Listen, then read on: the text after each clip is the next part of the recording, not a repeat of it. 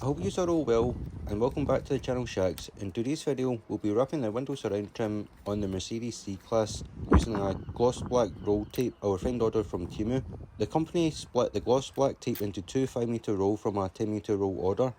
On the last store, I was just short by a couple of inches, but luckily I had enough offcut left to finish the work using KPMF gloss black.